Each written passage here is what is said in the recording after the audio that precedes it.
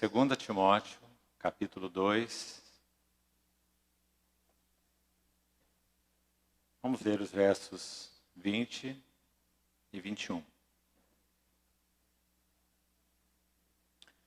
Ora, numa grande casa, não há somente vasos de ouro e de prata, há também de madeira e de barro, alguns para honra, outros, porém, para desonra. Assim, pois, se alguém a si mesmo se purificar destes erros, será vaso para honra, santificado e útil ao seu possuidor, estando preparado para toda boa obra. Vamos notar as ênfases aqui nos vasos. Vasos de ouro e de prata, e também de madeira e de barro. Vasos para honra, santificados e úteis ao seu possuidor. Vamos ao livro de Ezequiel, capítulo 1. Ezequiel, capítulo 1. E vamos ver os 3 primeiros versos. Aconteceu no 30º ano, no 5º dia do 4º mês, que estando eu no meio dos exilados, junto ao rio Quebar, se abriram os céus e eu tive visões de Deus. No 5º dia do referido mês, no 5º ano de cativeiro do rei Joaquim, veio expressamente a palavra do Senhor a Ezequiel, filho de Buzi, o sacerdote, na terra dos caldeus, junto ao rio Quebar, e ali esteve sobre ele a mão do Senhor. Vamos ter mais uma palavra de oração.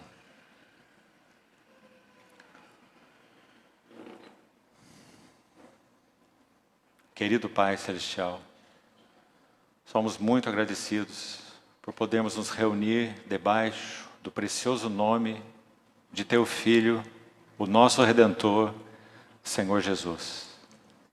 Suplicamos, mais uma vez, que nos concedas uma plena habilitação juntos para experimentarmos algo mais da Tua gloriosa presença, como aquele que na pessoa do Teu Filho, pelo Espírito, passeia entre os candeeiros de ouro.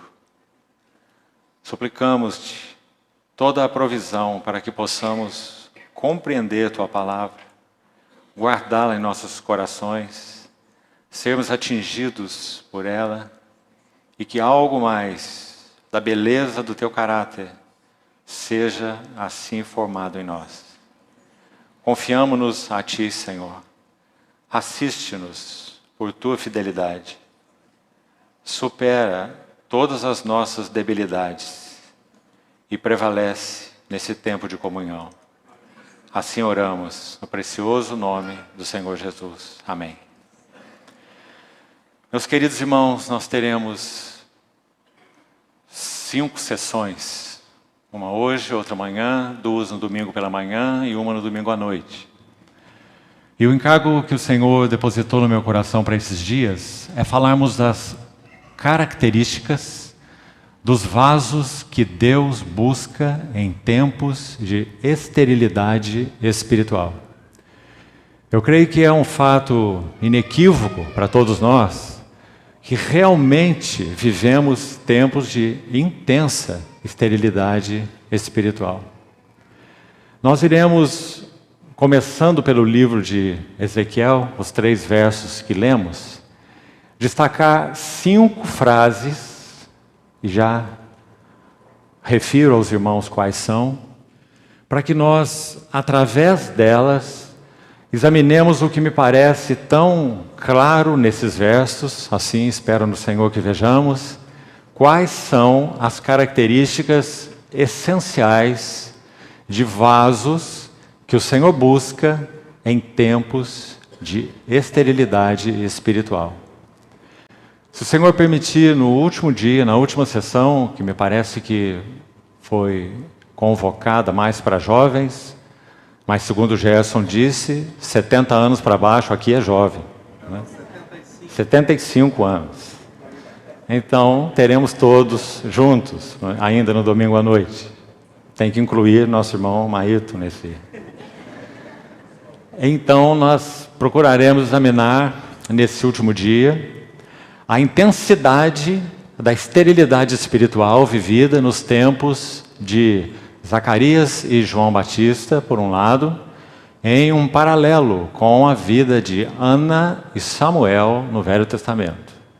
2 períodos de intensa esterilidade espiritual e de uma operação de Deus tão singular e tão paralela com o que temos em nossos dias, que, meus amados irmãos, confiamo-nos ao Senhor, para que Ele abra os nossos olhos e que vejamos com clareza que aqueles tempos se repetem.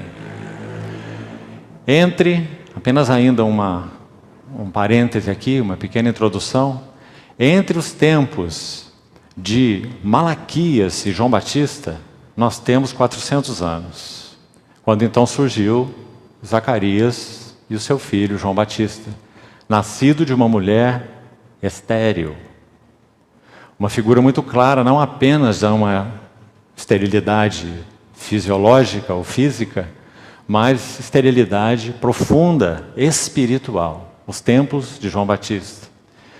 Interessante que, da mesma maneira, entre o tempo dos juízes, um período de 400 anos após o tempo dos juízes, Deus levantou Ana, em primeiro lugar, e a sua oração, sua intercessão e seu voto, e através dela, Samuel. Temos 2 períodos idênticos de 400 anos. 400 anos do período dos juízes, que sem dúvida é o período mais negro de toda a história de Israel. O mais trevoso, o período dos juízes, onde cada um fazia o que achava mais reto.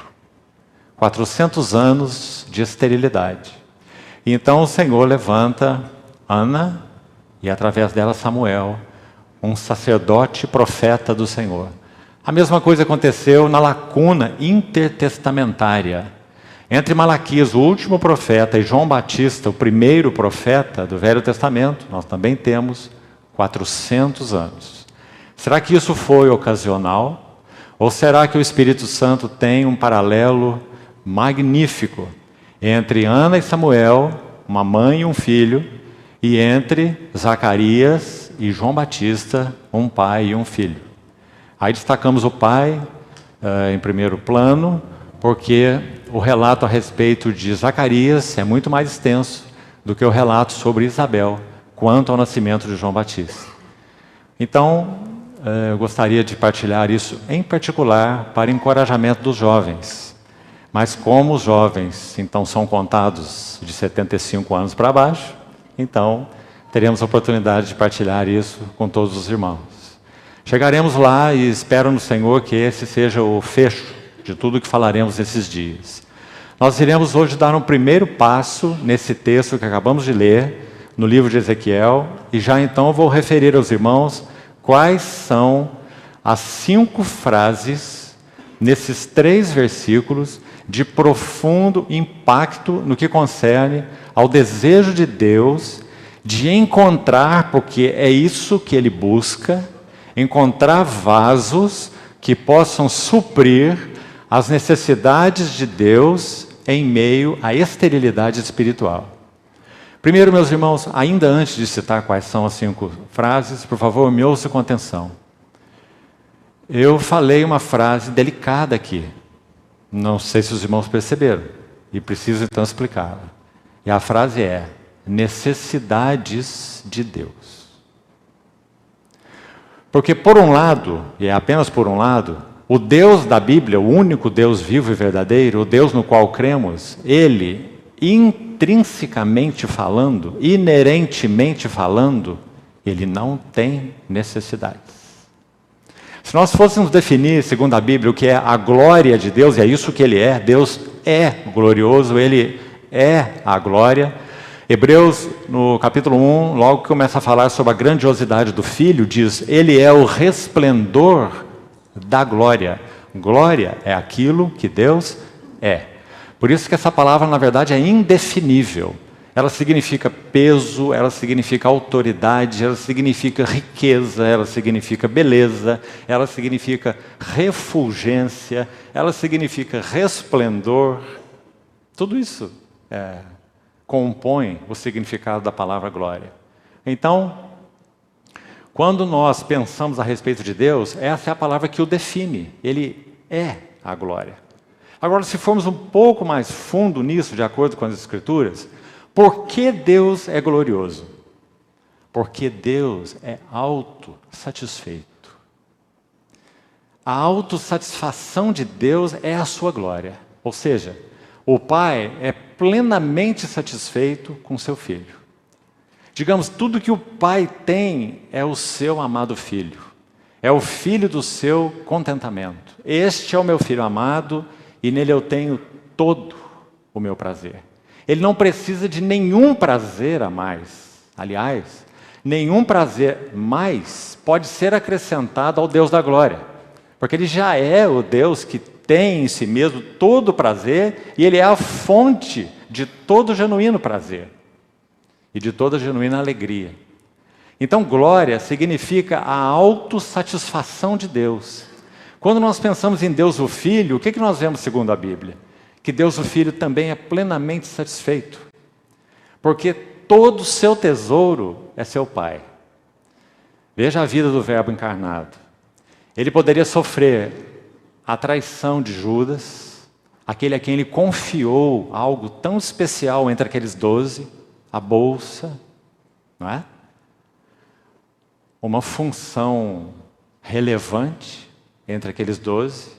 Ele podia sofrer a negação de um dos seus mais chegados, a quem ele dedicou os 3 anos e meio de sua vida, basicamente, Simão Pedro. Ele podia finalmente sofrer o abandono de todos. Em João, capítulo 16, um capítulo dos discursos do cenáculo, ele disse: todos vós me abandonareis, ou me deixareis só. Mas eu não estou só, porque meu Pai está comigo. Quando ele agonizava no Getsêmani, algo que nós apenas podemos apreciar com nossos pés descalços, e ainda assim chegamos apenas no limiar do que ele significa. Nosso Senhor agonizava no Getsêmani, suando gotas de sangue, a tal ponto de um mensageiro celestial ser enviado ao jardim para fortalecer o seu coração de homem, Jesus de Nazaré, o Verbo encarnado. Então, o conflito do Getsêmani se resume neste fato que estamos mencionando, que toca a autossatisfação de Deus em si mesmo, a satisfação que o Pai tem no Filho, que o Filho tem no Pai. Porque naquele momento no Getsêmani, nosso Senhor tinha diante dele a decisão suprema a ser tomada.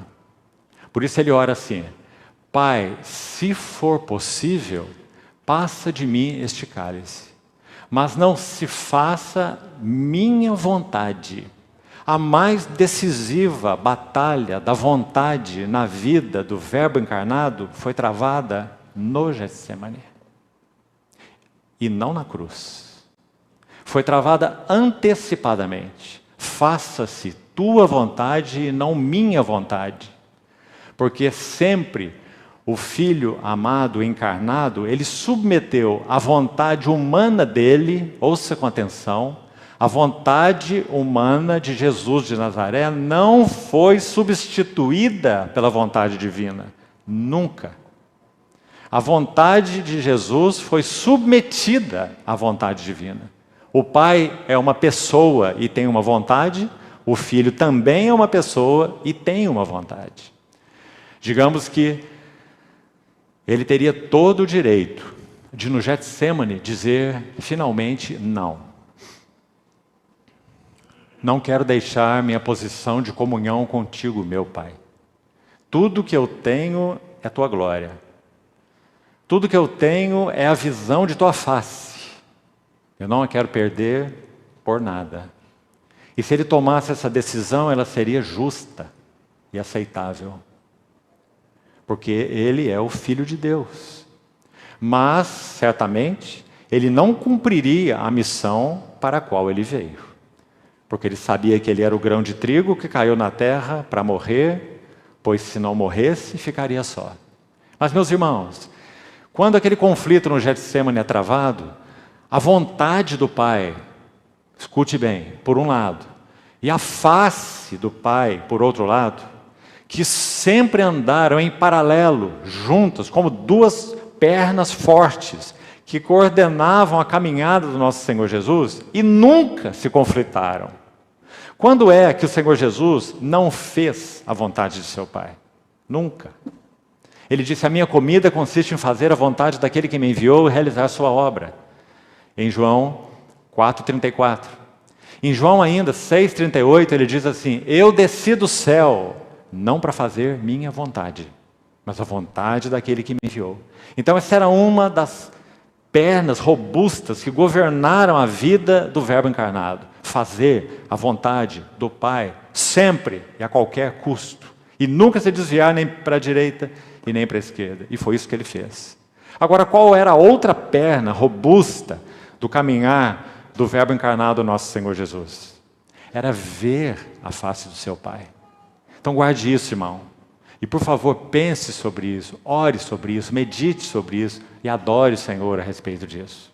Sempre vendo a face do seu Pai. Nunca houve uma sombra, uma nuvem entre a face dele e a face do seu Pai. Nunca.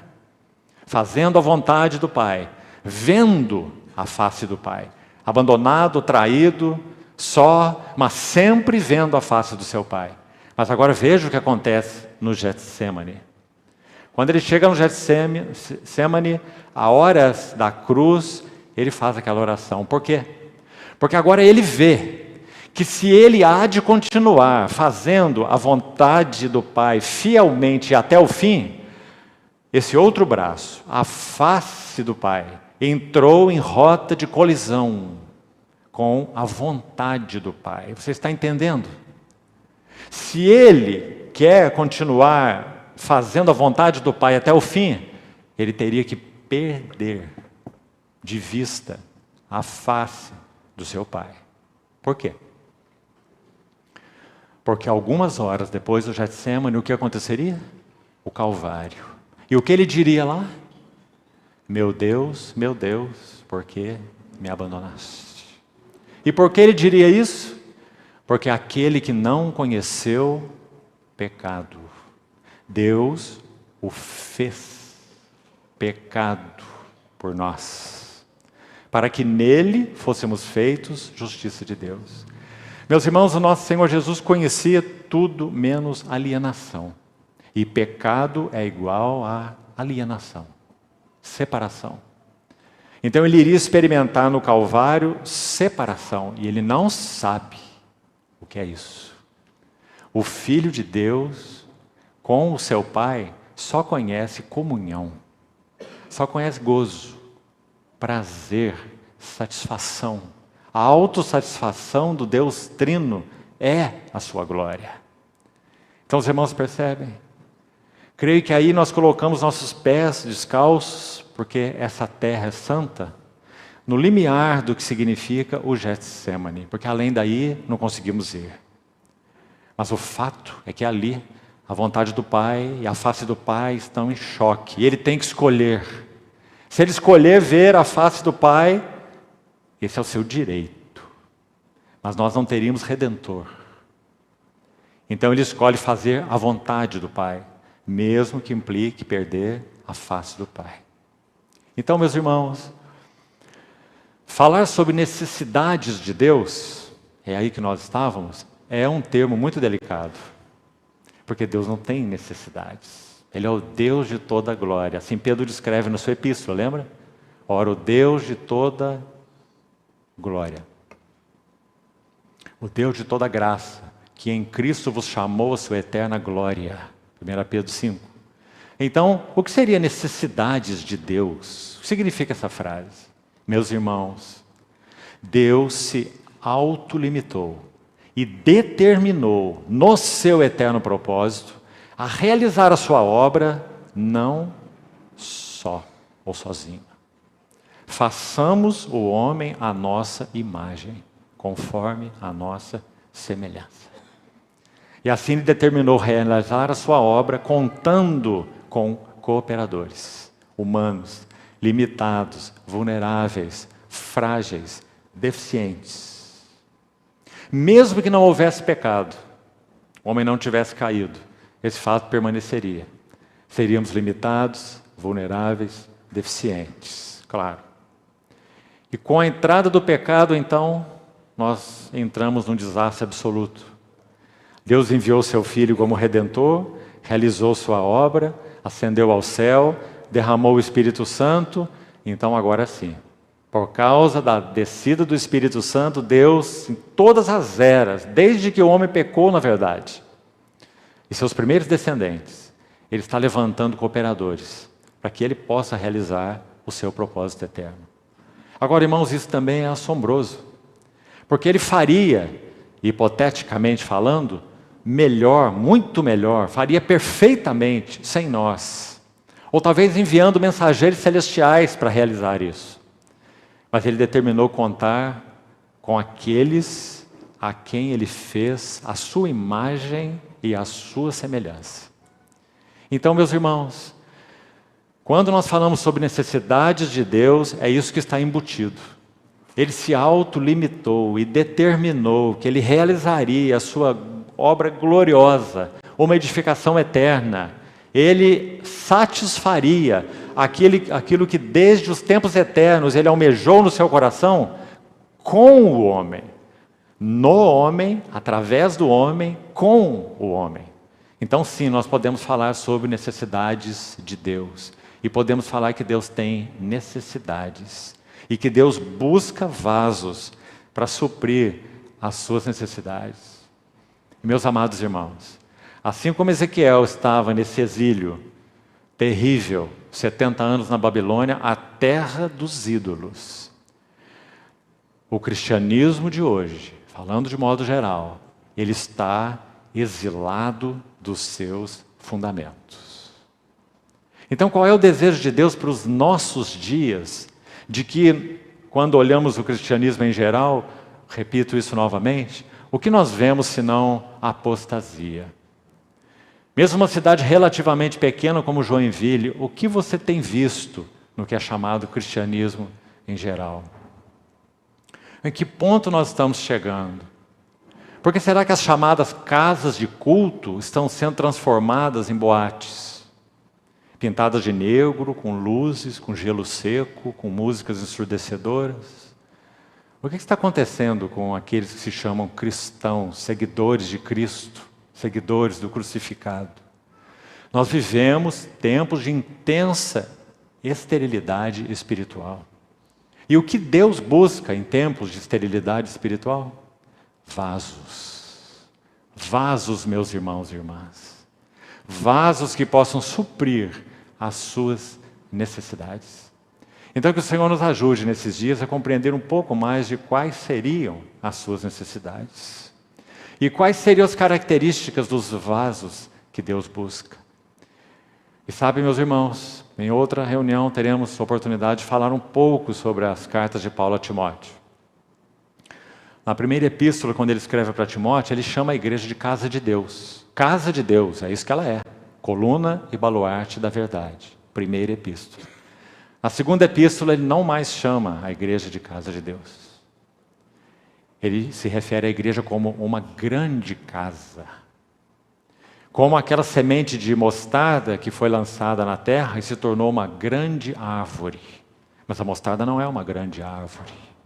Aquela é uma figura de um crescimento anormal, promíscuo do cristianismo, a tal ponto que aves do céu vêm aninhar-se nos seus ramos. Você se lembra dessa parábola do Senhor?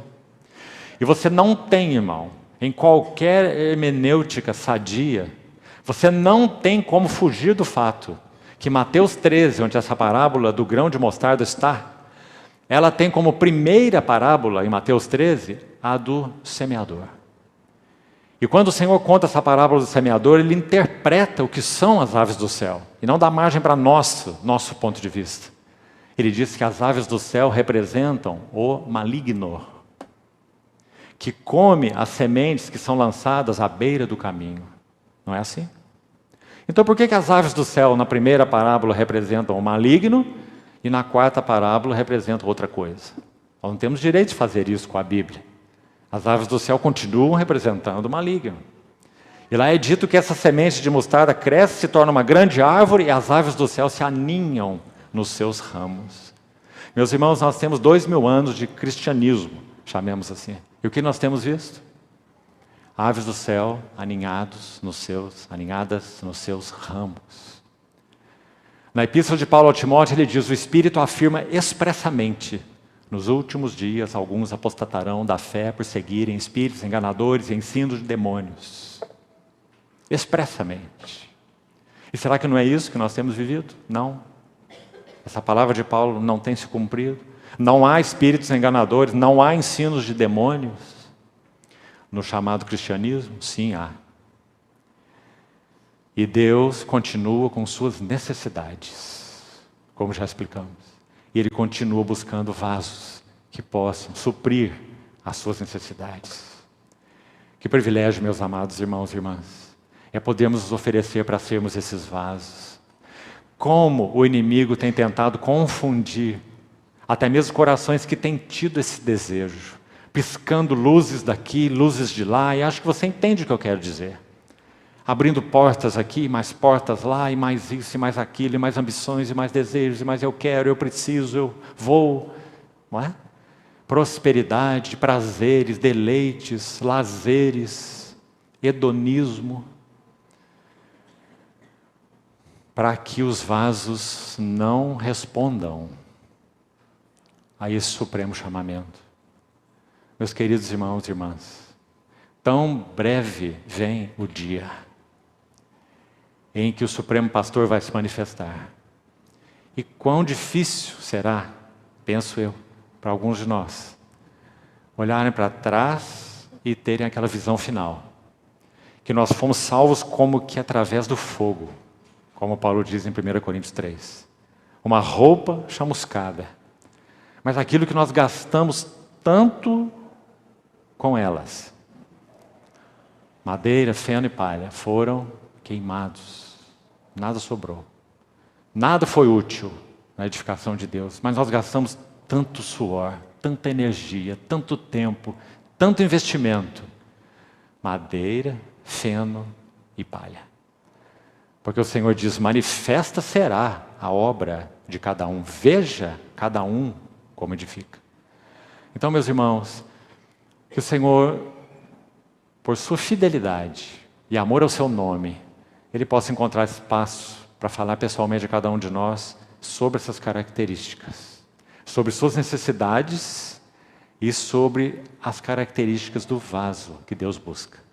Então vamos para essas 5 frases que eu gostaria desde já de destacar para os irmãos. A primeira delas, vamos fazer apenas os destaques iniciais, depois entramos uma a uma, mesmo que tenhamos que fazer isso objetivamente. A primeira frase está no verso 1 de Ezequiel, capítulo 1. Aconteceu no 30º ano, no 5º dia do 4º mês, que, estando eu no meio dos exilados. Essa é a primeira frase importante. Estando eu no meio dos exilados. E já vamos ver no que isso implica e o que isso sugere, lembrando que nós iremos nos deter em princípios espirituais. Então me escute aqui de novo com cuidado. Não estou fazendo interpretação dessa frase. Eu quero buscar nas 5 frases que vou destacar aqui, quais seriam os princípios espirituais envolvidos no que essas frases sugerem. Os irmãos percebem? Então a primeira frase importante é essa: estando eu no meio dos exilados. A segunda frase está no final do verso 1 ainda. Se abriram os céus, olha essa frase, e eu tive visões de Deus. É maravilhosamente sugestiva essa frase. E nós vamos ver o que ela significa à luz do Novo Testamento. O que significam céus abertos, o que significam visões de Deus. Qual é o conteúdo dessas duas frases? É claro que Ezequiel teve uma visão literal. Por isso eu disse para os irmãos que nós não estamos fazendo exegese desses versículos, né? Interpretação desse versículo, não. Nós estamos buscando nessas frases que abrem esse livro sugestões de princípios espirituais que aí sim, eles são claramente expostos no Novo Testamento. Isso nós vamos ver. E essas frases sugerem esses princípios espirituais que, por serem princípios espirituais, são permanentes. Permanentes, operam em todo o tempo, são princípios na obra de Deus, são invioláveis, são irrevogáveis. Então aqui está o segundo, vamos destacar de novo. Se abriram os céus e eu tive visões de Deus. Segunda frase. Terceira, início do verso 3. Veio expressamente a palavra do Senhor a Ezequiel. Outra frase robusta, cheia de significado e que sugere muita coisa à luz do Novo Testamento. Sem a palavra do Senhor, vindo ao vaso, de modo urgente, é uma das características dessa palavra expressamente, urgência e também pessoalidade. A palavra veio a Ezequiel de modo urgente, por isso levou a experimentar o que ele experimentou, e nós vamos citar alguma coisa, e ela veio a Ezequiel de modo pessoal, não era uma palavra de segunda mão. Ezequiel não aprendeu definitivamente em nenhum seminário. Ezequiel recebeu claramente a palavra do Senhor, que trouxe o fardo do Senhor para o seu coração. É isso que significa, veio expressamente a palavra do Senhor. Aliás, é uma expressão, quando falarmos sobre a vida de João Batista, muito interessante, Lucas 3, vai citar como a palavra do Senhor veio a João, a mesma expressão. No tempo de Tibério César, era governador fulano de tal, era o superintendente o outro, e mais esse, mais aquele, era sumo sacerdote Anás, Caifás, cita as autoridades políticas, cita as autoridades religiosas, então diz assim, e veio a palavra do Senhor a João no deserto. Nem para os políticos e nem para os eclesiásticos, mas para João no deserto. Porque tanto o governo civil quanto o governo religioso estavam falidos. Então veio a palavra do Senhor a João no deserto. E aqui é a mesma coisa. Veio expressamente a palavra do Senhor a Ezequiel. E essa é a terceira frase. A quarta frase importante. A Ezequiel, esta é a frase, a Ezequiel, filho de Buzi, o sacerdote. O que será que pode conter nessa frase tão importante? Nós vamos ver. Há muita coisa nessa frase. A palavra veio a Ezequiel, repetindo, filho de Buzi, o sacerdote. Mas o que Deus carecia nesse momento não era de mais um sacerdote. Já havia sacerdotes demais. E, aliás, a esmagadora maioria deles, promíscuos. Tanto é que o povo de Deus estava no cativeiro, exilado na Babilônia, na terra dos ídolos, né? Então o que o Senhor necessitava era de um profeta, e não de mais um sacerdote. Então nós vamos ver qual é a implicação dessa quarta frase. E a quinta, por último, também muito significativa. É dita no final do verso 4, falando então sobre Ezequiel, que ali esteve sobre ele a mão do Senhor. E o que isso significa à luz do Novo Testamento. Então essa é a quinta frase. Os irmãos veem que em 3 versículos nós temos 5 coisas tremendas. Vamos avaliar então a primeira delas e buscar à luz do Novo Testamento o que essa frase sugere. Estando eu no meio dos exilados. Meus irmãos, o povo de Israel foi levado cativo para a Babilônia em 3 levas de cativos. Assim como retornou da Babilônia depois de 70 anos, em 3 levas de cativos. A primeira leva com Zorobabel e Josué, você se lembra? A segunda leva de cativos com Esdras. E a terceira leva de cativos, na verdade aí foram poucos, mas foi um terceiro retorno com Neemias. Então Zorobabel, Esdras e Neemias. Em cada etapa o Senhor restaurou algo importante, em cada um dos 3 retornos. E quando eles foram cativos, 70 anos atrás, eles também foram em 3 levas.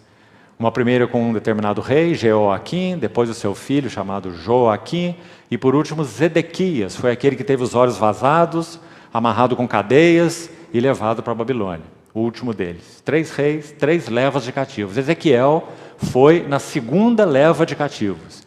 E ele profetizou durante 20 anos para aqueles que estavam no cativeiro, porque ele também estava lá. Então essa frase, estando eu no meio dos exilados, sugere, à luz do Novo Testamento, pelo menos 2 características importantes, e começamos aí, do vaso que Deus busca. A primeira delas, uma clara percepção das dimensões da ruína, ou das dimensões do exílio. Irmãos, por favor, abram comigo, necessário que nós abramos nossas Bíblias, por favor, no livro de Neemias. Vamos usar essa passagem como ilustração desse princípio que estamos buscando elucidar para nossa ajuda. Neemias capítulo 2. Abra, por favor, sua Bíblia aí.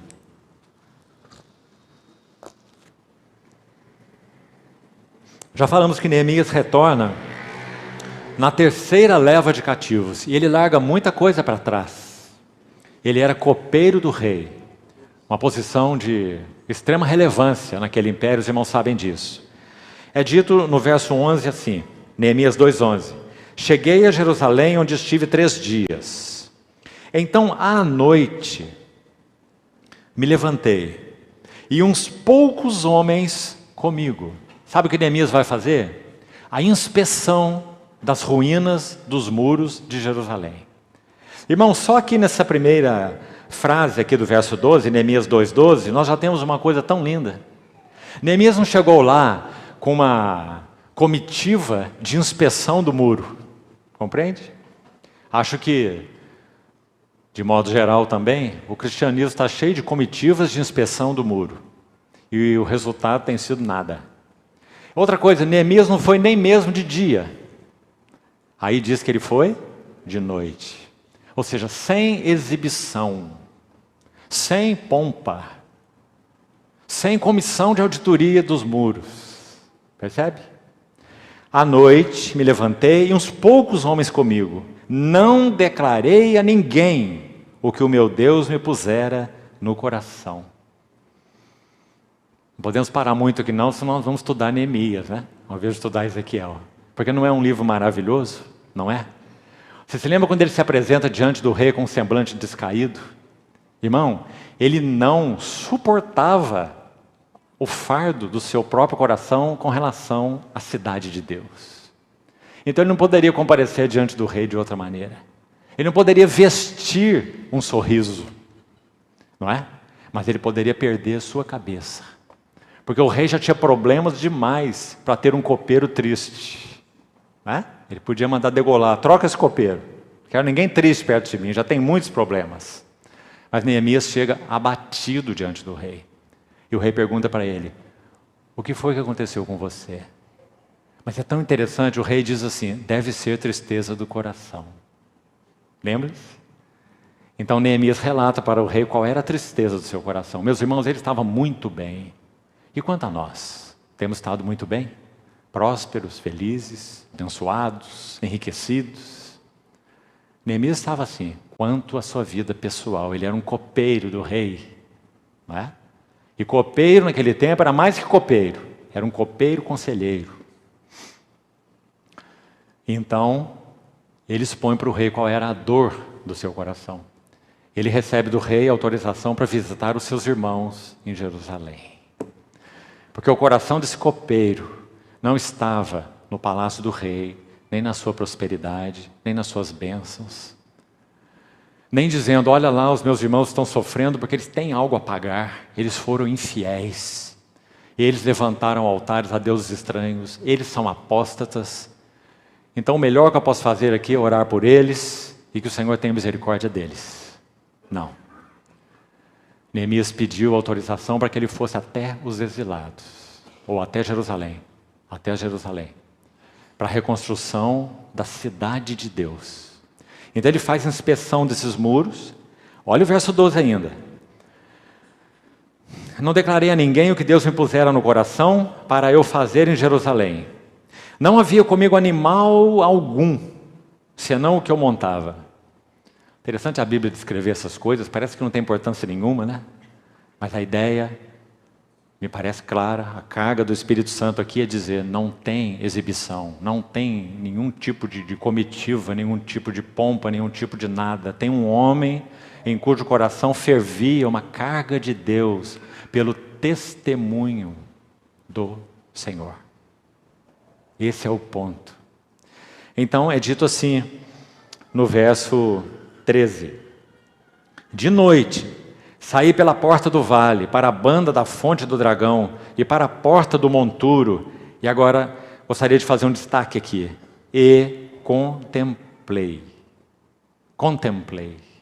os muros de Jerusalém, que estavam assolados. Meus irmãos,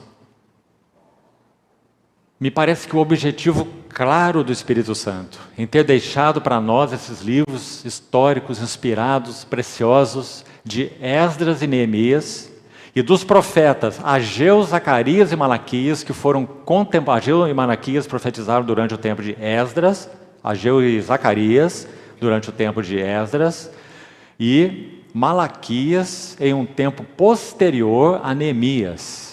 Então, quando nós reunimos os dois históricos, Esdras e Neemias, e os três proféticos, Ageu, Zacarias e Malaquias, nós temos 5 livros da restauração. 5 livros que tocam diretamente o testemunho do Senhor.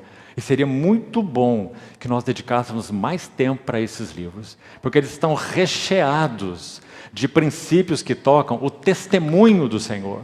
Mas primeiro temos que fazer uma pergunta para nós. Nós estamos interessados no testemunho do Senhor?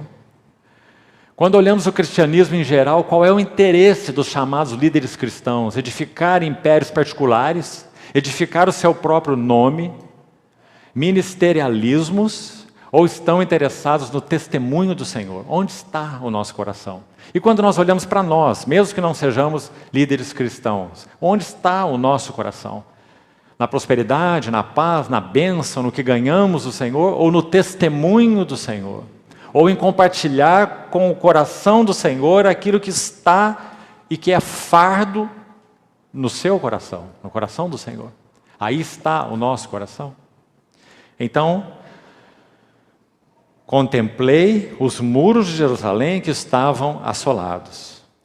Verso 15.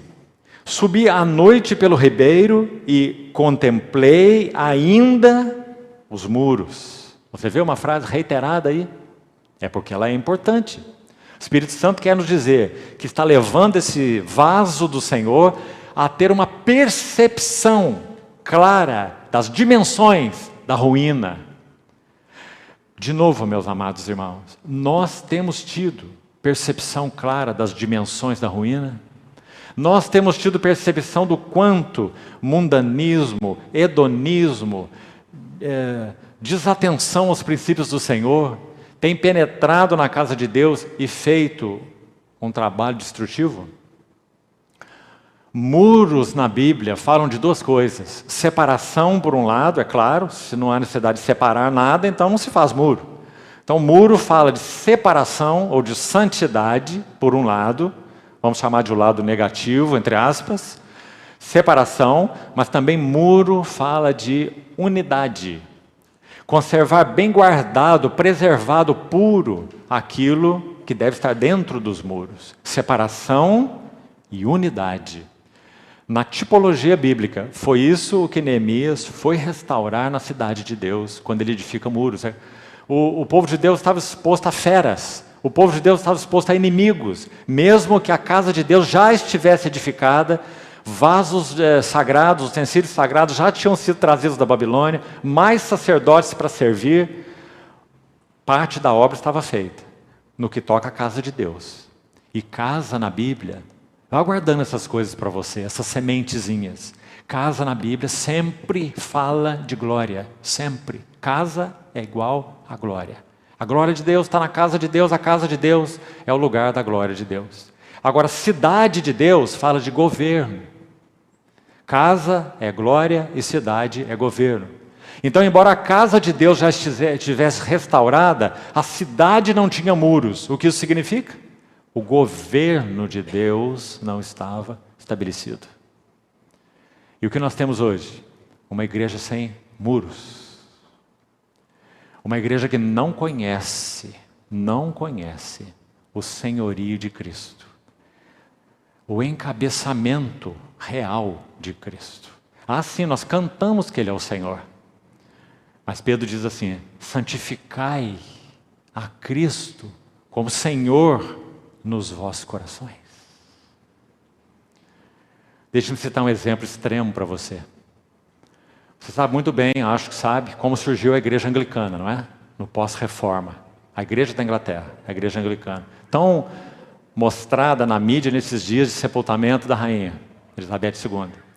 Se você perguntar para qualquer membro da igreja anglicana a seguinte pergunta: quem é o cabeça da igreja?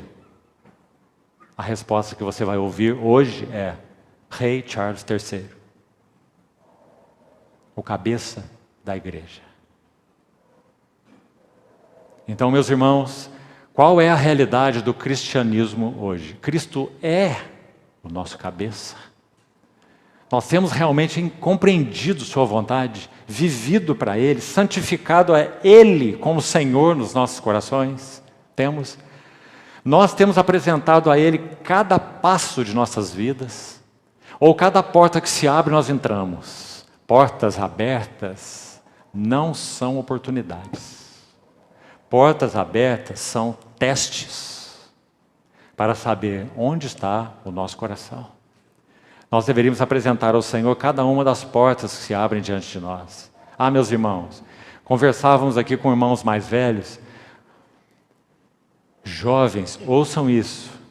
Quantos jovens promissores que demonstravam amor ao Senhor, amor à sua palavra, particularmente à sua palavra, à comunhão dos santos, desejosos de viverem para o Senhor e de servi-lo, que se perderam, porque foram distraídos com portas que se abriram.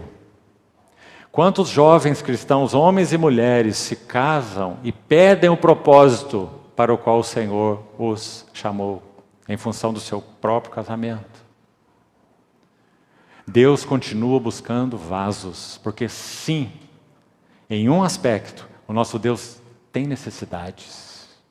Ele determinou contar conosco, para que a sua gloriosa obra de edificação seja realizada.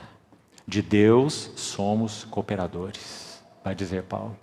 Então, meus irmãos, versículo 17, para concluirmos aqui com Neemias. Então lhes disse, Neemias 2,17. Olha a conclusão de Neemias depois dessa percepção das dimensões da ruína. Será que é essa a nossa conclusão? Quando olhamos o cristianismo atual? Neemias disse assim: estais vendo a miséria em que estamos. Jerusalém assolada e as suas portas queimadas a fogo. Vinde, pois, reedifiquemos os muros de Jerusalém e deixemos de ser opróbrio, que significa uma vergonha. Deixemos de ser opróbrio. Então, meus irmãos, esse é o conteúdo espiritual daquela frase de Ezequiel, na primeira frase: estando eu no meio dos exilados. Uma percepção de Deus, trazida pelo Espírito Santo, a respeito da condição da igreja nos nossos dias. E não se engane, meu amado irmão e irmã, ela não é boa. Sim, nesses 20 séculos, Deus preserva e tem preservado os seus remanescentes, porque Ele é fiel ao seu próprio nome, e Ele vai continuar fazendo isso. Mas a questão não é essa. A questão é se nós estaremos incluídos nisso que a Bíblia chama de remanescentes, ou na linguagem do Apocalipse, de vencedores. Quem são os vencedores? Para resumir em uma frase, quem são os vencedores? Os chamados vencedores, as 7 igrejas do Apocalipse, são aqueles que têm ouvido para ouvir o que o Espírito diz às igrejas. Esses são os vencedores. Não tem nada de assombroso a respeito deles, mas eles têm um órgão que é essencial para andarmos com Deus: ouvidos espirituais. Um dos textos proféticos, um dos cantos do servo em Isaías, maravilhoso, Isaías 50, que fala sobre o Senhor Jesus. Você lembra o que diz? O Senhor Deus me deu língua de eruditos para que eu saiba dizer boa palavra ao cansado. Ele me desperta todas as manhãs, desperta o meu ouvido, para que eu ouça como aqueles que aprendem, ou eruditos, a palavra usada lá, eruditos, significa, na verdade, alunos, discípulos, aqueles que aprendem. Meus irmãos, esse tem sido o nosso coração. Quando você acorda de manhã, antes que você ponha o pé para fora da cama, essa é a sua primeira oração? Senhor, desperta meu ouvido, para que eu ouça como aquele que aprende. Esses são os vasos que o Senhor busca em nossos dias. Mas, de modo geral, somos tão atabalhados, não é? Já acordamos pensando o que temos que fazer, qual filho que vai para a escola, e etc, etc. Não é questão de deixar nossas atividades, meus amados irmãos. É questão de onde está o nosso coração. Onde está o nosso coração? Então, essa é a implicação de percebermos, de termos a percepção da ruína. Estando eu no meio dos exilados. Não é um professor para os exilados. Meus irmãos, o cristianismo está cheio de seminários. Infelizmente, eles não têm nos ajudado. Porque o nosso Senhor não precisa de profissionais de teologia. Ele precisa de profetas. Ele precisa de vasos, irmãos e irmãs, que ouçam a sua voz. E que respondam às cargas do seu coração. E a coisa mais preciosa que você pode ouvir nessa noite é: você pode se habilitar para isso. Porque nós, mas conosco. Em nós e conosco. Ah, meus queridos irmãos. Paulo escreve assim aos Coríntios, 1 Coríntios 15. Pela graça de Deus é que eu sou o que eu sou. E é só a graça que me foi dada, assim como foi dada a cada um de nós, não se tornou vã. Antes eu trabalhei mais do que todos os apóstolos. Mas ele vai dizer, equilibrar isso, para que não achemos que ele está se vangloriando. Ele vai dizer, porém não eu, mas a graça de Deus em mim. Aos Colossenses ele vai dizer assim, é por essa causa, Cristo em vós, esperança da glória, que eu me afadigo, esforçando-me o mais possível, segundo a sua eficácia, que opera eficientemente em mim. É maravilhoso. Irmãos, que o Espírito Santo gere uma gana nos nossos corações de desejarmos ser esses vasos. Porque a nossa vida é inútil se nós não respondermos a isso. Para nada serve, senão para ser lançado fora e pisado pelos homens. Porque o Evangelho cravou um abismo entre nós e o mundo. O Espírito Santo foi enviado para que nós sejamos os seus cooperadores. Estritamente falando, Deus, Ele não confiou sua obra a homens. Ele confiou sua obra ao Espírito Santo, que é o executor da sua obra.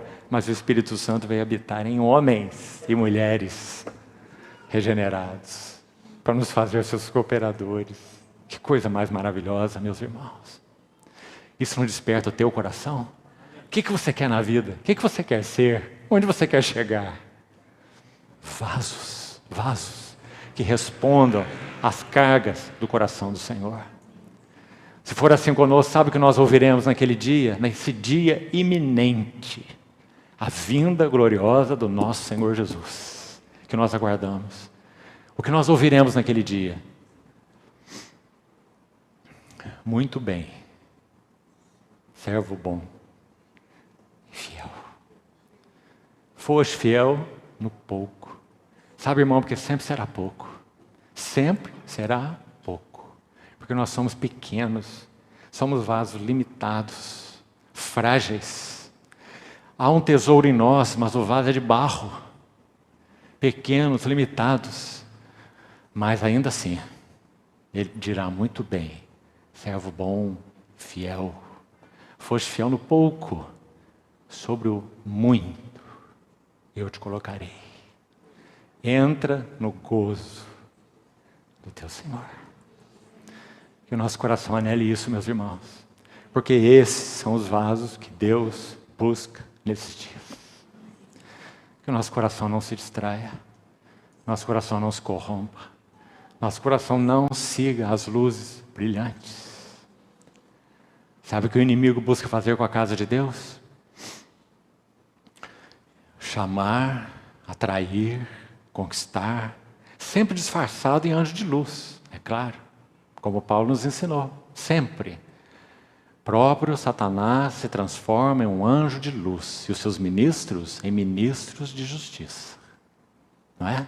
Paulo nos advertiu. Então ele atrai os santos, os manipula e finalmente os perverte e finalmente os joga na lata do lixo. Sozinhos, alienados, frustrados, deprimidos, vazios. Me lembro há muitos anos atrás, quando se suicidou um dos membros da Academia Brasileira de Letras. Se eu não me engano, ele se chamava Pedro Navas. Ele se suicidou. Ele acordou de manhã, vestiu seu terninho, um ancião, fez a sua barba, como fazia todos os dias, escreveu um bilhete, colocou no seu bolso e se suicidou. E sabe o que estava escrito no bilhete? Eu me sinto como um carro velho, amassado e que viveu a vida toda com os faróis virados para trás. Os faróis virados para trás. É isso que o inimigo faz com os incautos. E é isso que de alguma maneira ele tem buscado fazer na igreja de Deus, na casa de Deus.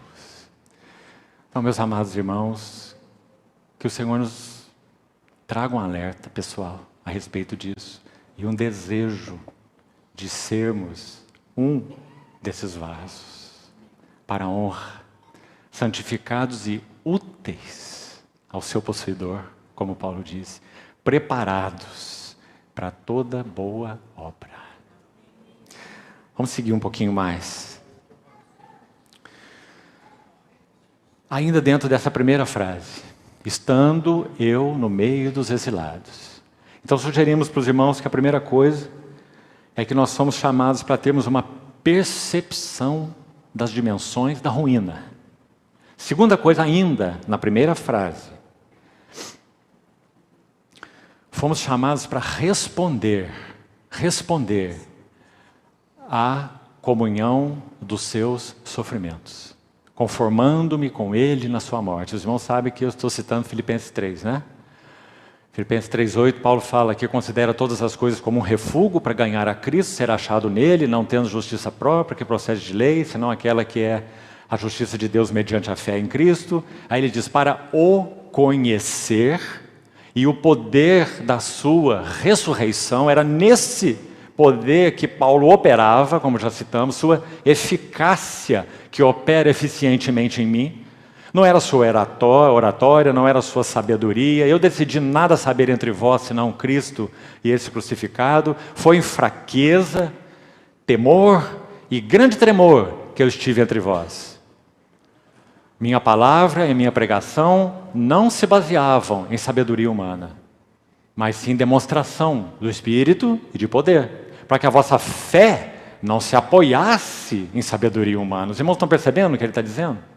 Se o que nós temos para ajudar os nossos irmãos em termos de palavra é instrução, é oratória, é eloquência, é estudo bíblico, né? Simplesmente, por si só, então nós estamos edificando a fé de outros sobre sabedoria humana, sobre recursos humanos, sobre coisas humanas, madeira, feno, palha. para que a vossa fé não se apoiasse em sabedoria humana, Paulo vai dizer, 1 Coríntios 2, mas sim no poder de Deus. Então, o segundo aspecto dessa frase linda, estando eu no meio dos exilados, além de implicar numa percepção da ruína, como já explicamos, implica em que nós temos um chamado para participar da comunhão dos sofrimentos de nosso Senhor. Talvez, irmão, talvez você ainda não tenha entendido essa frase de Filipenses 3. Você já a conhece, eu creio que a maioria, talvez a saiba de cor, mas você sabe explicá-la bem? O que é que Paulo quis dizer? Conhecer o poder da sua ressurreição, parece que isso é mais fácil nós entendemos, né? Operarmos no poder da sua vida, porque Cristo vive em nós, etc. Mas o que ele quis dizer? Fui chamado para a comunhão dos seus sofrimentos. O que ele quis dizer com isso? E a frase ainda não terminou, em Filipenses 3,10. Ele diz, conformando-me com ele na sua morte. E agora, o que ele quis dizer com isso? Então, meus irmãos, me parece muito claro que isso significa, para colocar em uma frase, uma disposição produzida pelo Espírito Santo em nós e com a resposta nossa. Uma disposição de trilharmos a senda, o caminho do Cristo crucificado, ou a senda da sua rejeição. Guarde isso, irmão. É isso que significa comunhão dos seus sofrimentos. Isso significa conformando-me com Ele na sua morte. Trilharmos com Ele a senda da sua rejeição. Agora, acho que seria bom abrirmos mais um texto, por favor. Lucas, capítulo 18. Vamos entender o que significa trilhar com Ele a senda da sua rejeição. E sabe por quê, irmãos? Gostaria que os irmãos abrissem aí. Porque, também falando de modo geral, é claro, o Senhor tem o seu sempre, em todo lugar, em todas as épocas. Mas, de modo geral, o cristianismo se tornou pop, totalmente popular. Ser cristão é uma coisa excelente, não é? Só que esse tipo de cristianismo que já buscamos escrever aqui, em algumas palavras. Então, quando nosso Senhor, Lucas 18, verso 31, quando Ele está caminhando decididamente, com uma intrépida resolução, como Lucas mesmo disse no capítulo 9, 9:51 de Lucas, ele manifestou no seu semblante, veja bem, uma intrépida resolução de ir para Jerusalém. Aliás, Lucas menciona essa questão do Senhor indo para Jerusalém 7 vezes no seu evangelho. Então aqui é dito assim, verso 31 de Lucas 18, tomando consigo os 12, disse-lhes, aqui está, olha, a quarta menção nesse evangelho, desse fato de que ele está indo para Jerusalém, está subindo para Jerusalém. Lucas registra, então, 7 vezes. Olha a ênfase na cruz. E aqui o Senhor disse, então, eis que subimos para Jerusalém, e vai cumprir-se ali tudo quanto está escrito por intermédio dos profetas no tocante ao Filho do Homem. Ele será entregue aos gentios, escarnecido, ultrajado e cuspido. Está ouvindo bem? Ele está dizendo, essa é minha senda. E vocês foram chamados para partilhar comigo da senda da minha rejeição. Oh, meus irmãos, porque nós temos às vezes, esse nós é bem geral, novamente, não estamos aplicando aqui em nenhum sentido pessoal a ninguém, é óbvio. Porque, de modo geral, há uma vergonha de até mesmo se andar com a Bíblia na mão na rua. Um ato tão simples, um gesto tão simples. Porque muitos, tanto os jovens quanto adultos, hoje não têm mais usado a Bíblia em papel, mas a Bíblia em celular. Por que será? Porque não querem andar com a Bíblia na rua? Tem vergonha da Bíblia? Qual é o motivo? Em alguns casos, sim. E uma coisa tão simples. Nosso Senhor está indo para a cruz. Ele está dizendo para os seus discípulos que essa era a sua senda. E outras palavras, Ele está dizendo, vocês querem ter comunhão comigo nos meus sofrimentos? Vocês querem se conformar comigo na minha morte, na minha senda? Você se lembra quando o Senhor foi ao Getsemane orar, que nós já citamos? Ele levou 3 dos mais íntimos, não foi? E eles dormiam. porque eles não conseguiam participar com ele dessa hora que era a mais agonizante para ele. Eles não podiam ser participantes dos seus sofrimentos. Eles não podiam conformar-se com ele na sua morte. E, meus irmãos, isso tem tanta implicação na nossa vida espiritual, tantas implicações. Nós temos tido disposição espiritual de participar dos seus sofrimentos, de sermos, pelo nome de Cristo, considerados estranhos, ultrajados, injuriados, mal compreendidos. Sabe, irmão, uma espada penetra fundo na nossa alma quando nós somos mal compreendidos. Nós queremos de todos os meios justificar, explicar, elucidar e colocar o preto no branco, não é? Mas o nosso Senhor foi um cordeiro mudo perante os seus tosqueadores e não abriu sua boca. Então, quando ele diz aos seus discípulos que ele sofreria, olha o que acontece. Verso 33. Depois de o açoitarem, tirar-lhe-ão a vida, mas ao terceiro dia ressuscitará. Verso 34, olhe com atenção. Eles, porém, nada compreenderam acerca dessas coisas. E o sentido dessas palavras era-lhes encoberto, de sorte que não percebiam o que ele dizia. Então parece que fica claro o que significa a comunhão dos seus sofrimentos. Significa sermos capazes de, pelo nome de Cristo, Pedro vai dizer isso na sua primeira epístola, 1 Pedro 4. Se pelo nome de Cristo sois injuriados. Né? Ele vai dizer, se pelo nome de Cristo suportais sofrimentos, então alegrai-vos. Porque sobre vós repousa o Espírito da glória e de Deus. E isso é comungar com Cristo dos seus sofrimentos. Seus sofrimentos, porque há outros tipos de sofrimento. Há sofrimentos por causa de rebelião, há sofrimentos por causa de pecado, há sofrimentos por causa de desobediência. Esses não são os sofrimentos de Cristo. Os sofrimentos de Cristo são aqueles que tocam elementos que têm a ver com a nossa obediência à vontade de Deus e por causa disso nós sofremos. Então isso é comungar com os sofrimentos de Cristo, porque ele sofreu por causa da sua obediência à vontade de Deus. Ele poderia ter evitado todos os sofrimentos, não é? Ele sofreu porque obedeceu. Então esse é comungar dos sofrimentos de Cristo. Parece, irmão, que esse elemento, ele está inserido aí, espiritualmente falando, nessa primeira frase tão linda e cheia de conteúdo. Estando eu no meio dos exilados. Percepção das dimensões da ruína, mas também uma disposição de participar dos sofrimentos de Cristo. Das cargas do Senhor relacionadas ao seu povo. Esses são os sofrimentos de Cristo. Agora, quais seriam, talvez, uma sugestão para você, os dois elementos principais que assolam a igreja e que pelejam contra a nossa participação nos sofrimentos de Cristo? Nós estávamos há pouco tempo num restaurante, minha esposa e eu, não me lembro nem onde, e eu chamei a atenção dela para uma plaquinha simples, que hoje se vê aí em diversos lugares, com outros enunciados, mas todos querem dizer a mesma coisa. E nessa plaquinha estava escrito assim: faça mais daquilo que faz você feliz. Ouviu bem? Uma placa maravilhosa, devia estar aí por toda a cidade, né? Essa placa, o que está por trás dessa placa chama hedonismo. Sabe por que os casais se separam? Casais cristãos? Porque cada um quer fazer o outro, quer que o outro seja um instrumento para a felicidade dele. Né?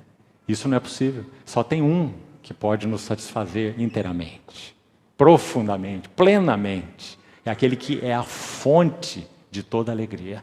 Aliás, o mandamento do Senhor é oposto ao que está escrito nessa plaquinha. Se é que eu estou interpretando bem o que Paulo disse em Atos 20, quando ele conversa com os presbíteros de Éfeso, na ilha de Mileto, você se lembra? Atos 20. Ele, ao final, quando vai se despedir deles para tomar aquele navio, quando eles abraçam a Paulo, você se lembra daquela cena linda em Atos 20? É dito assim, que Paulo, terminando seu discurso a eles, diz assim: estou recordando as palavras do próprio Senhor Jesus. Aí ele vai citar: mais bem-aventurado é dar do que receber. Então o caminho do Senhor é: faça mais daquilo que faz o outro feliz. Não é faça mais daquilo que faz você feliz. Porque na verdade, irmão, a psicologia acadêmica não compreende o propósito de Deus ao criar o homem. A psicologia acadêmica não, só a psicologia bíblica. A acadêmica não. Porque a acadêmica centra-se no ego. Não permita que ninguém corte o caminho da sua felicidade. Não é? Tente levar um conflito conjugal mais grave para um psicólogo não cristão. E você vai ouvir dele assim: larga esse homem, larga essa mulher, vai ser feliz. Não é? Faça mais daquilo que faz você feliz. Hedonismo. Mais um aspecto do próprio hedonismo: culto ao corpo. Meus irmãos, o que o inimigo tem feito com moços, jovens e moças nos nossos dias é de doer o nosso coração. Academias para cultuar corpo, sensualidade. Meus irmãos, alguns irmãos mais velhos, me incluo entre eles, têm agonizado diante do Senhor com essas redes sociais. Instagram, Facebook, etc. E tem muitas.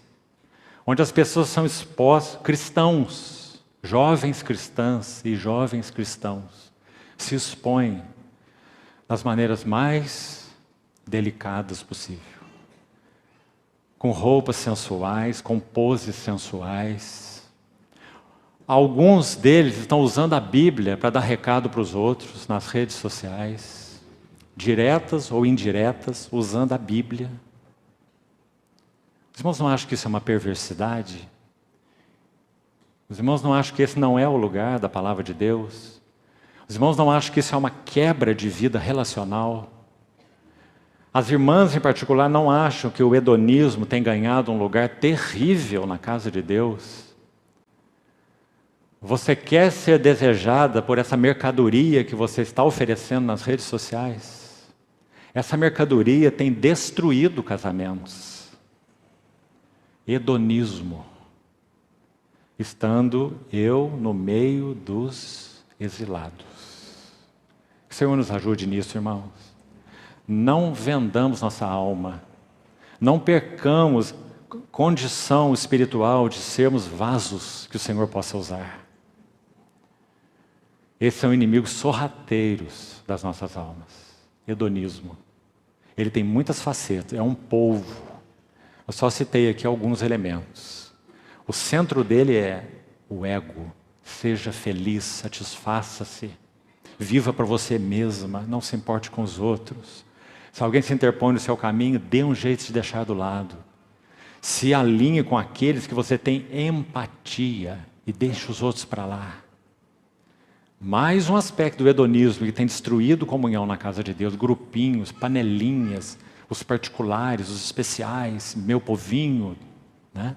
Tá certo que o Senhor promove alguns vínculos particulares no corpo de Cristo. Ele faz isso sim, irmão, não é disso que eu estou me referindo. Mas como nós precisamos olhar a igreja de maneira diferente, que nós somos membros uns dos outros, e que quando um sofre, todos sofrem. Quando um é honrado, todos deveriam se regozijar. E não vivemos no grupo dos preferidos, porque isso ofende o testemunho do Senhor. Então isso é hedonismo. E mundanismo? Mundanismo, em uma palavra, o segundo inimigo aí terrível, sorrateiro, além do hedonismo. Mundanismo é uma igreja sem muros. Os princípios de Deus não são importantes. Isso é mundanismo. Quando princípios do mundo invadem a igreja.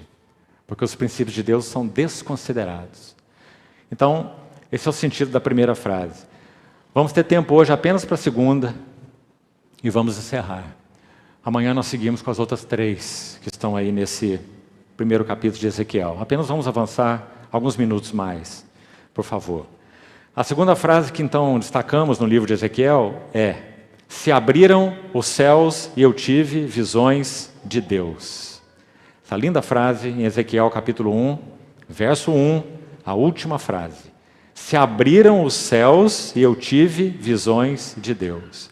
Sabe, irmão, parece que essa frase está gestando aqui nela algo que o Novo Testamento enfatiza sobremaneira. E para colocar em uma palavra, o nome é revelação. Se abriram os céus e eu tive visões de Deus. Revelação.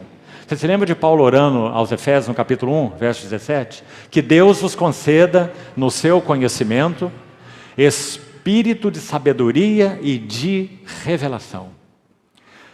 1 Coríntios 2, capítulo que já citamos, Paulo vai dizer assim: nem olhos viram, 1 Coríntios 2, 9, nem olhos viram, nem ouvidos ouviram, nem jamais penetrou em coração humano o que Deus tem preparado para aqueles que o amam, mas Deus nolo revelou pelo Espírito, porque o Espírito a todas as coisas sonda, perscruta, até mesmo as profundezas de Deus. Então, irmãos, a suprema necessidade de revelação. Não basta que nós estejamos no meio dos exilados, com percepção da ruína, que foi o que já tocamos, com um coração disposto a participar dos sofrimentos de Cristo, por amor a Ele, por obediência a Ele, por fidelidade a Ele, porque Ele é a nossa razão. Não basta ainda, precisamos de um passo mais. Precisamos que os céus se abram e que nós tenhamos visão de Deus. Para Ezequiel, literalmente isso aconteceu, óbvio. Para nós estamos falando disso espiritualmente. O revelador é o Espírito Santo. Quem abre os céus para nós, espiritualmente falando, é o Espírito Santo. Quem nos dá a visão do eterno propósito de Deus é o Espírito Santo. Então, para tocar isso de modo breve, faça o seu exame. Escute essas coisas que para mim são muito significativas. Quando você abre o livro de Atos, ouça bem, o início da jornada da igreja, maravilhosamente, você vai ver que no livro de Atos, os céus se abrem 2 vezes. Você já percebeu? A jornada da igreja, o caminhar da igreja. A primeira vez que o céu se abre é no martírio de Estevão, no apedrejamento de Estevão. É dito que quando Estevão estava sendo apedrejado, ele viu os céus abertos. E Jesus assentado de pé, à destra de Deus. Não é? Então, a primeira visão do céu aberto na jornada da igreja, registrada no livro de Atos, foi os céus abertos para que Estevão visse o quê? Um homem na glória de Deus. Ou seja, a visão da gloriosa pessoa de Cristo. A tal ponto que Estevão se ajoelha, você se lembra? E ele diz assim: Senhor, não lhes imputes este pecado. Quem orou assim? O próprio Senhor Jesus. Pai, perdoa-lhes, eles não sabem o que fazem. Porque Estevão viu os céus abertos e a glória desse homem de pé à destra de Deus. Meus irmãos, essa é a primeira visão que precisamos ter, para que nós realmente sejamos vasos que o Senhor possa usar. Nunca perdermos a apreciação, o foco, a absorção pela glória da pessoa e obra do Senhor Jesus. Meus irmãos, o que nós temos nos nossos dias é um cristianismo sem Cristo, é um templo sem arca, é o que nós temos. Perdeu-se o apreço pela pessoa de Cristo, sua pessoa e obra, só se fala de coisas, de bênçãos, e num sentido espúrio, infelizmente, na maioria das vezes, visões para cá e visões para lá, e sonhos para lá e sonhos para cá. O irmão Otmani certa vez disse assim: nenhuma experiência espiritual, nenhuma, que não nos acrescente algo mais da glória da pessoa e obra de Cristo, deve ser considerada genuína. Ouviu bem, irmão? Mesmo que seja algo que de alguma maneira possa estar sendo usado pelo Espírito Santo para tentar convencer você de alguma coisa. Isso acontece. Sim, não tenho dúvida que o Senhor possa usar um sonho de alguma maneira para um propósito ou outro. Não é esse o ponto. O ponto é, nós não avançamos espiritualmente assim. Não avançamos. Você pode conduzir um bebê espiritual assim a vida toda e ele vai continuar sendo um bebê. Você está entendendo? O que nos faz avançar espiritualmente é contemplação, visão das glórias, da beleza da pessoa, da obra do nosso Senhor Jesus. Irmão, isso é inesgotável. Nós teremos toda a eternidade contemplando o significado dessa pessoa e o significado dessa obra. Apocalipse 22 diz que nessa condição final da igreja, os seus servos, Apocalipse 22, de 3 a 5, os seus servos o servirão e contemplarão a sua face. Toda a fonte do nosso serviço agora e na eternidade será resultado de contemplar sua face. Quando um serviço não é resultado de contemplar sua face, é um serviço que nós achamos que deve ser feito. É um serviço nosso. Não tem selo do Espírito Santo. Todo serviço tem que ser resultado de contemplação de Cristo. Resultado de contemplação de Cristo. Então os céus se abriram a primeira vez com Estevão para que ele visse Cristo glorificado. Não perca isso. Mas há uma segunda vez em que o céu se abre no livro de Atos. Onde está? Atos 10. Quando Pedro está orando naquela casa, no eirado, na hora do almoço, e ele vê um lençol descendo do céu pelas 4 pontas, e dentro do lençol toda sorte de répteis, quadrúpedes e animais imundos. E aquela voz que dizia 3 vezes, mata e come. Não é? Ele dizia, não, Senhor. Pedro conseguiu colocar essas 2 palavras juntas, né? Chamar o Senhor de Senhor e falar não para ele. Não é? Impossível dizer isso. Ele falou, não, Senhor. Ou ele fala só não e não chama o Senhor do Senhor, ou então ele diz sim, Senhor, mas não, Senhor, são 2 coisas impossíveis. Mas ele disse, retido pela sua religião, religiosidade, tradição.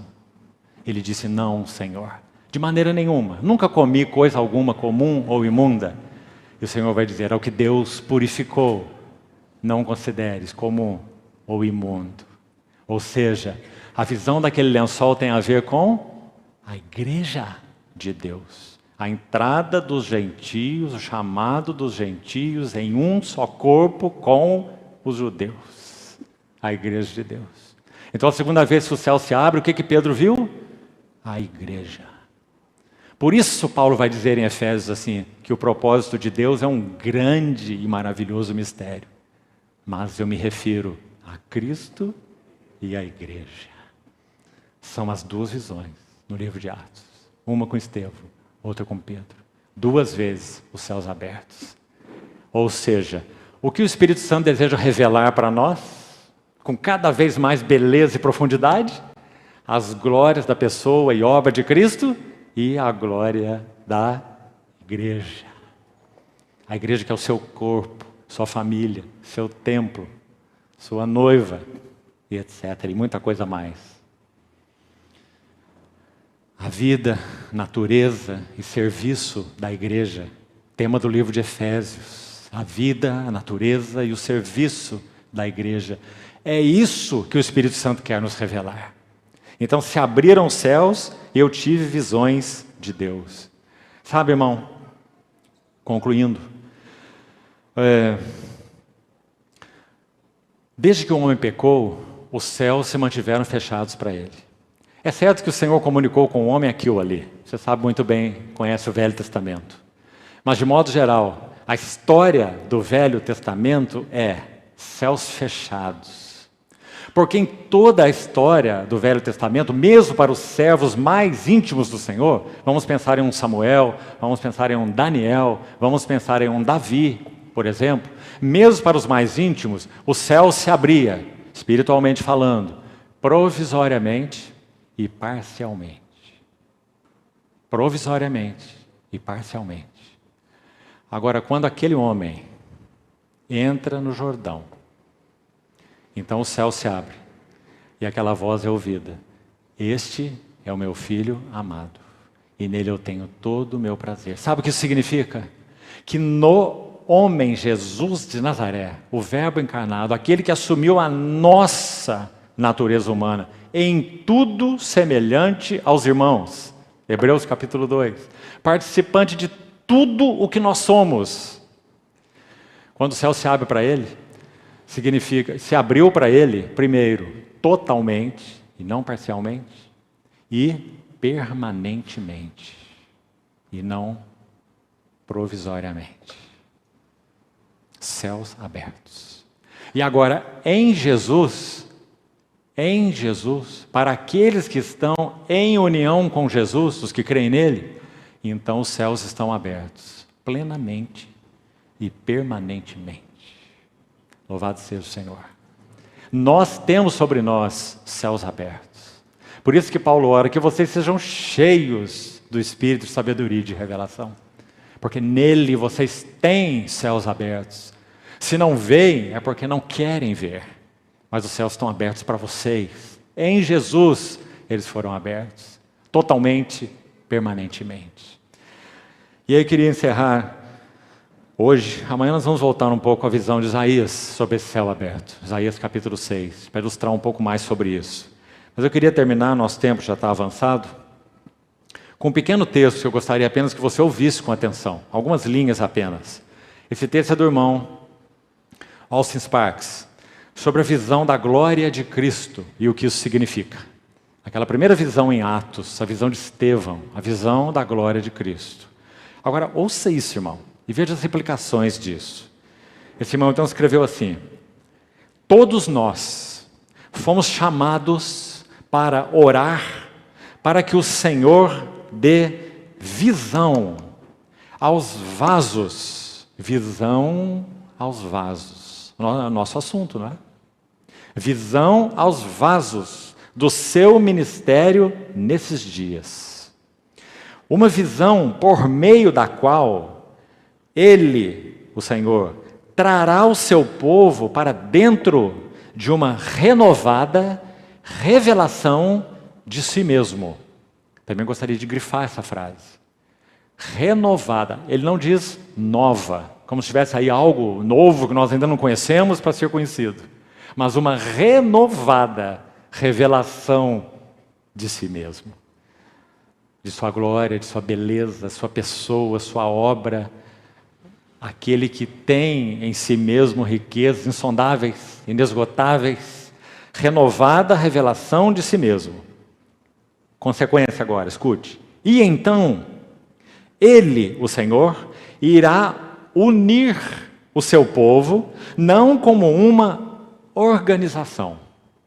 É o que nós mais vemos, não é? Quando falta a visão da glória de Cristo e não é ela que nos une, nós somos unidos por uma visão organizacional. Não é assim? Qual a diferença entre a unidade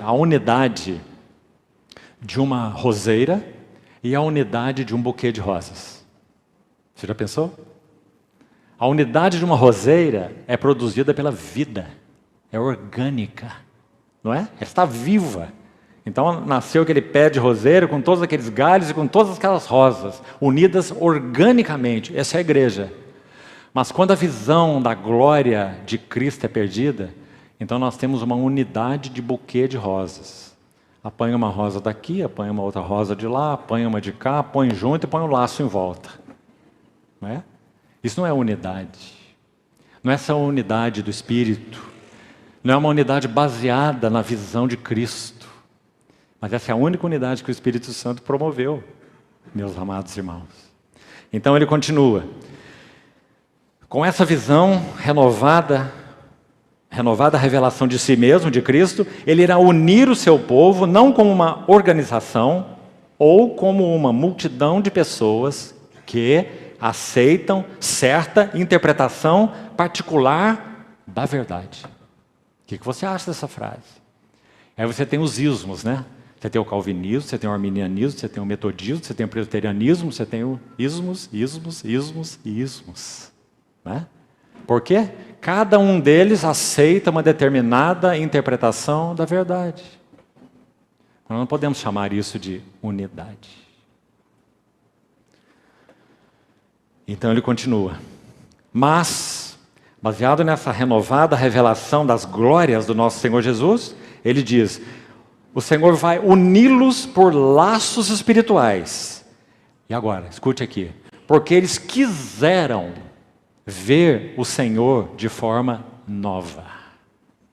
Irmão, você quer ver o Senhor de forma nova? Os céus estão abertos para você, na pessoa do Senhor Jesus. Nada poderá impedir, só se você não quiser. Ou estiver em rebelião, ou estiver em pecado deliberado.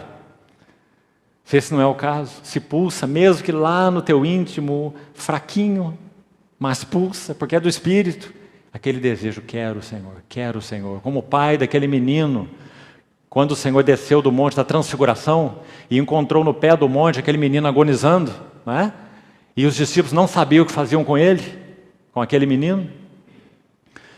E então o pai, apavorado, chegou ao Senhor, apresentando aquela causa daquele menino, e disse que os discípulos não puderam fazer nada. E o pai disse assim para o Senhor: se tu podes fazer alguma coisa. O desespero dele foi isso que ele disse: se tu podes. Quando nós olhamos para nós, muitas vezes não é assim a situação. Senhor, olha a minha condição. Coisas aqui, coisas de lá, coisas mais essas e mais aquelas, me puxando, me atraindo, me enrolando, me pesando, me embaraçando na carreira. Se tu podes. E o Senhor responde para o pai assim: se podes, tudo é possível ao que crê. Então o pai responde assim: eu creio, mas ajuda-me na minha incredulidade. Que resposta mais linda, irmão. Ele se lançou sobre o Senhor quando ele disse: eu creio. Mas ao mesmo tempo ele diz assim: é uma fé tão pequena, tão fraca, porque o desespero é tão grande. Olha meu filho, então me ajuda na minha falta de fé. É isso que o Senhor espera de nós, irmãos. Ele sabe que nós não somos super-homens e nem super-mulheres. A minha alma está apegada ao pó. Vivifica-me por meio da tua palavra, diz o salmista. Então, esse irmão conclui assim: e tudo o que pedimos, sua frase final, tudo o que pedimos é que haja entre nós um tal ministrar de Cristo, que Ele seja visto diante dos nossos olhos, exposto como crucificado, como Paulo escreve aos Gálatas, para que nós então apreciemos as belezas de Cristo, infindáveis, inesgotáveis. Haja um tal ministrar de Cristo nesse mundo, pela revelação do Espírito Santo, que então tudo que não seja Cristo seja retirado do nosso meio. E que o seu povo seja unido ao próprio Senhor. E a frase final: e se o seu povo estiver assim unido a Ele, por causa dessa visão dEle, então haverá unidade entre eles. E as divisões cessarão. Porque todas as divisões é porque perdeu-se a visão das glórias da pessoa e da obra do nosso Senhor Jesus. Como centro, sua supremacia, sua centralidade, sua significância, sua beleza, suas virtudes. Então, meus irmãos, creio que essa frase de Ezequiel, ela está gestando coisas tão maravilhosas, espiritualmente falando. Se abriram os céus e eu tive visões de Deus. Nossa vida é marcada assim, não é? E em algumas ocasiões, o Senhor nos visita de modo tão especial, nesse assunto de visão de Cristo, que nós podemos traçar um antes e um depois. Né? Assim como o calendário nosso, né? Um AC e um DC. Né? Antes de Cristo, depois de Cristo. Que seja assim, irmãos, na nossa história. Que o Senhor nos chame para Ele em busca de uma renovada revelação dEle mesmo para os nossos corações. E Ele fará mais em consequência. Ele vai nos equipar para sermos vasos que Ele busca em tempos que agonizam o coração do nosso Senhor Jesus. Quando Ele olha do céu, sabe o que Ele vê nessa terra? Uma noiva assentada em um monte de lixo. E Ele tem nos chamado para sermos vasos, para cooperar com o seu propósito. Que o Senhor continue nos chamar para isso, amados irmãos. Vamos orar.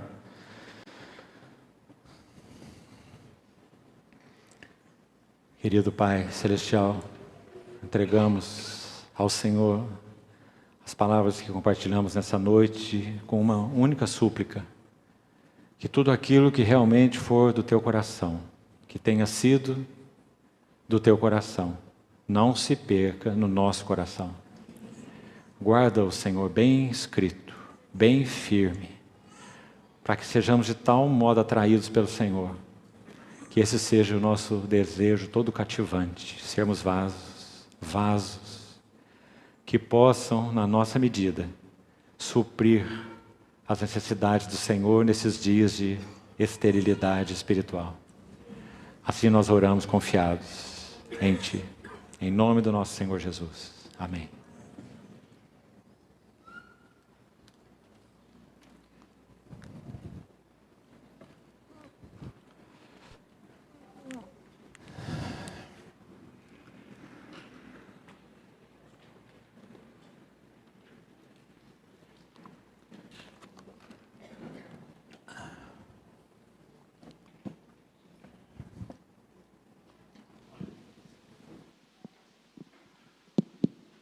Penso que não temos muito o que dizer, né?